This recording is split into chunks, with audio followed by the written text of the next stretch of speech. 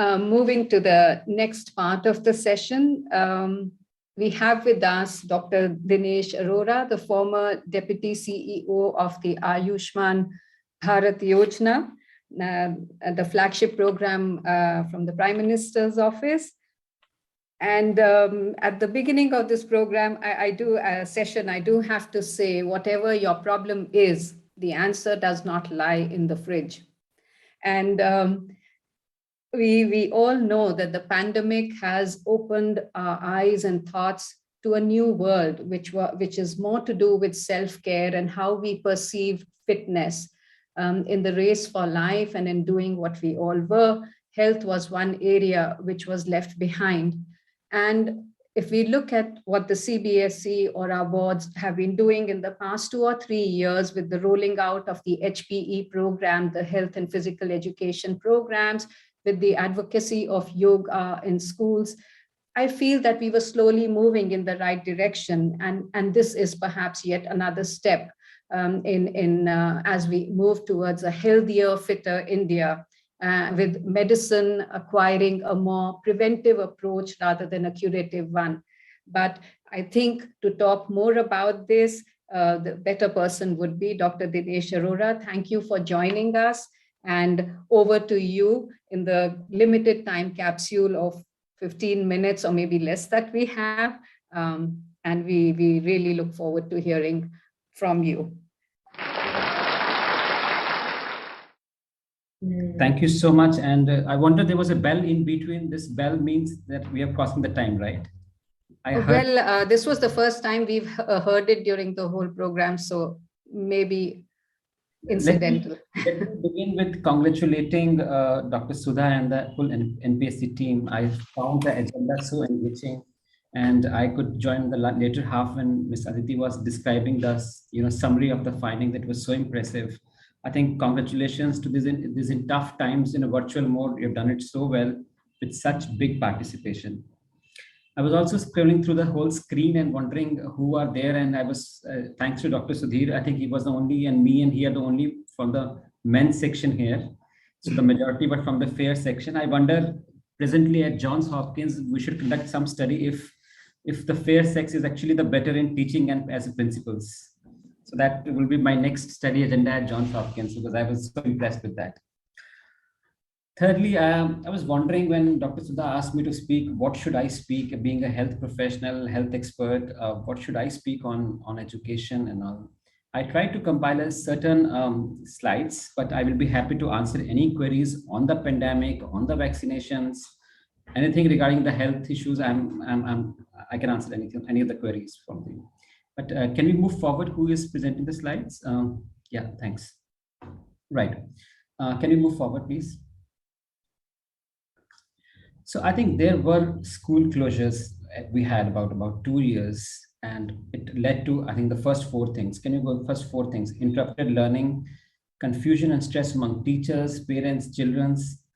Distance learning became inequitable because you need to have a software, hardware, internet connections, electricity, and technological preparedness, how to use that. And I think that will be a difference between haves and have-nots. So we are still not fully ready for an online mode, but we did expedite what was required. And of course, it also led to challenges in measuring and validating learnings. Now we had both sides. I was seeing somewhere in UP, there was also a rebellion that now when things are getting better, they still wanted a non-proctored online exam, because I think there are challenges in how you measure and validate learning, both sides. It also led to social isolation among kids, especially the younger ones, dropouts, and economic loss. And when I'm talking about economic loss, there's a study by Mr. Sangsup Rao which claims that about $180 per year per student productive life will be lost in future for the Asia and Pacific. And if you calculate this, that becomes 1.25 trillion rupees lost, or if you do the economic valuation of education lost. And let me tell you, schools in Australia, Germany, even US, South Korea didn't close even for more than a week or 10 days. And that's where I think it's very important that we are prepared for resilience, we are prepared for dealing with the epidemics, disaster management, including health ones. Next slide, please. Okay. Four lessons I thought I should push it here. Don't take your health for granted. We have been doing it for a long because health was never an agenda. So thanks to COVID, one of the good side effects was that public health came into limelight, and you had right from the top leadership to the down, everybody starts talking about health. We did need to move out of our comfort zone. And as I heard Ms. Meenakshi saying that from Monday, if they are going to go physically to the office, that's another adjustment. So the life will be a new normal. And let's understand pandemic is not yet over. We are in a phase where we are moving towards the end of the tunnel. But remember, globally, 3 billion people are still unvaccinated. And any variant of concern can erupt, which can be serious and can have effects. So let's not keep our guard down, but for the time being, let's move forward. Prioritize mindfulness, and this will help us also in better decision making, calmness, meditation, mind body soul integration. When I talk about increasing our immunity, the traditional ways of body healing which we talk about, body means the physical health, and with the soul integration I'm talking about the emotional well-being. Can you go next slide please? Well, what a resilient school should be. So I'm not an educationist, but as seeing from a prism of what I do in health, I think any school which is has to be now going forward has to be agile, which has to be moving quickly, flexibility, quick decision making, and this takes me to the second step of adapting quickly to the changing situations. Provide high quality experiences irrespective of time zones. So I am doing my doctoral services from John Hopkins, and I'm doing at night 2 o'clock some classes because it's the US time. Irrespective of the terrain, may have to go for back to the hybrid mode or to the online mode. So this unrestricted by time or limitations actually will empower students more and perhaps make them a better 21st century leaders. And that's what a resilient school needs to do. Normally, typically we ask for every challenges, there's an opportunity. And that's the opportunity which even COVID presented. The hybrid mode started off badly, but went on well. Today, it's such a situation that even many parents, teachers, or students may also like to have a hybrid mode. And you never know. Many globally offices are going 3 days a week of work on offline and 2 days online. That's the way we are moving towards a new normal. So when you ask, what do you need to climb a mountain? Mountain means any issue which comes to you. Many people say, you should be a good trekker. There should be good weather. You should be having good friends, good shoes or dress. All agreed. But to climb a mountain, you need a mountain.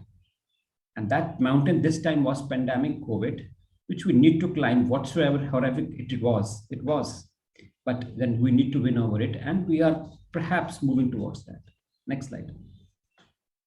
So being a medical student, I always believed in acronyms. So 5 skills of resilience, I say fire health, future focus. We talk about change is going to be constant and change is going to bring challenges. Let's play with the challenges. Inner drive, how achievement motivation within us. We want to do something and each one of us want to do something better. So have constructive criticisms within us, depend on your core values and move forward. This pandemic has also showed relationships, the value of friends, social being, family being, which also leads to the emotional well-being, where you see things from different perspectives. During this pandemic, my parents were watching this teleserial which comes like Radha Krishnan, and one of the lessons which was coming was that a problem comes, it's up to us whether you want to see the problem side or whether you are problem solution oriented, whether you want to see the solution side. The moment you start seeing the solution side, you become more happier, you become more emotional well-being. So it's very important to have resolved the conflicts which start coming within us and don't allow them to become a mountain. And finally, health, which I was thinking about. In this period, I think one of the few important things is eat, cook well, sleep well, hydrate yourself well, drink a lot of water. Your body does give you clues. Listen to them. They're important. We have seen Shane Warne dying yesterday morning, 52 years of age from a heart attack, who has been a sports person. And there are upteen examples. When the body gives clues, we should respond to it. Move your body, I said, because I heard in the WhatsApp joke saying that in every layer of lockdown, one layer at the stomach was also added. So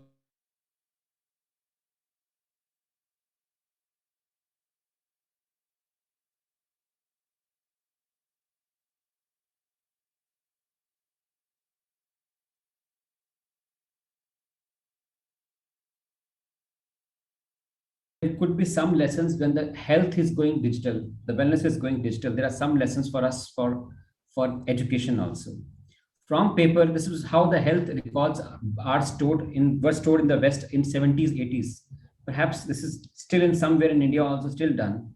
We went digital, and now we are going to a great leap of cloud, IoT, and artificial intelligence. Cloud, where we store our data. IoT means Internet of Things. Say, for example, if I put a chip in your shoe, we can record your lifestyle behavior, how much you walk, how much you sit, and that could also account for huge data. But to deal with this data, you will require artificial intelligence. So three technologies are coming up: cloud technology with interoperability, Internet of Things, and artificial intelligence. And if you go to the next slide, we are moving towards personalized healthcare, which will have a backbone of the three stars which I put inside: the cloud, AI, and the IoT. And we are moving towards precision medicine, where medicine catering to each individual based on their requirements. I hope I have not crossed my time. If yes, I will stop here. Dr. Sudha, is it fine? You have another 5-7 minutes. Okay. Okay, then I'll share one experience of my own when I was working as a founder, CEO of Ayushman Bharat. Can you go next slide, please? Okay, we have another digital transformation slide, sorry. So this is what I was saying. Data generation and processing, it has started. You have so much variables today, you collect data. Let's connect them in a smart way, where we can get data analysis from them, which could help us in making decisions. And when we do this at one hospital or one school, to connected schools with a connected integrated system, I think we have the whole information available for a better decision making. This is going to happen in health, depends how much time we take, but India with a strong trinity of mobile, about 560 million mobiles are already there. We have a huge 8 gigabyte of data every month being consumed. One of the cheapest internet services we have across the world in India today. The 5G being on the anvil. I think it's a huge potential for India with a biometric identity of Aadhaar, which can be a layer of stack which can be used to build up many applications. And that's where India has a huge future going forward. Next, please. Some challenges I thought we should always keep, and this will be true even for the education sector also. Regulatory and legal frameworks will fall behind. So government, rather than regulating, needs to do facilitation. For example, e-pharmacies are still not legal in India. E-prescriptions are still not legal in India. Telemedicine is still not legally for various diseases. So I think the framework of regulation needs to keep pace with how innovation is happening in the tech sector. We have consumer concerns regarding security, privacy, ethical questions of how data is used. So all these needs to be mitigated along with the priorities, because we are involving a public and private sector partnership here. I'll come to the sixth issue of equity issues, as I mentioned. Digital divide between haves and not have-nots. Pretty less in India as compared to the other parts of the South Asia or other parts of the Southern Hemisphere, but still there. And one more thing is the gray divide. Even if you have all the facilities, internets, mobile application, smartphones, I think our seniors, parents, are they adaptable to these technologies? I still see in my house, my parents asking me to change even a channel from a Tata Sky to this, if at times when it's not working or it's using internet smart TV connection. So I think the gray divide itself will also call for some more efforts from us.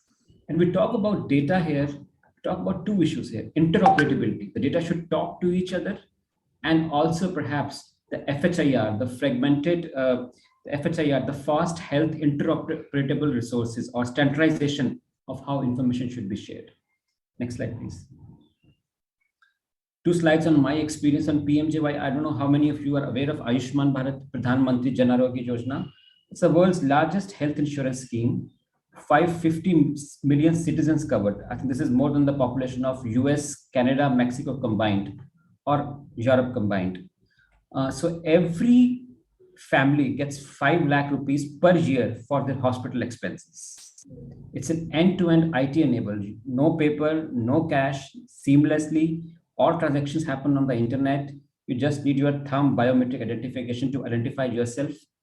Portable means if I am in Delhi and tomorrow I go to Goa and fall sick, I can avail that service in any of the empaneled hospitals. No cap on family size. Like earlier, we had seen that if we said 5 people per family, then the girl child was excluded. So everybody is included here. More than 27,000 hospitals are part of the scheme across India, and many more are willing to join further. So this is a very federated scheme. If you can go next slide, I just wanted to show you that it's totally IT driven. We have a beneficiary identification using biometric. Next, please.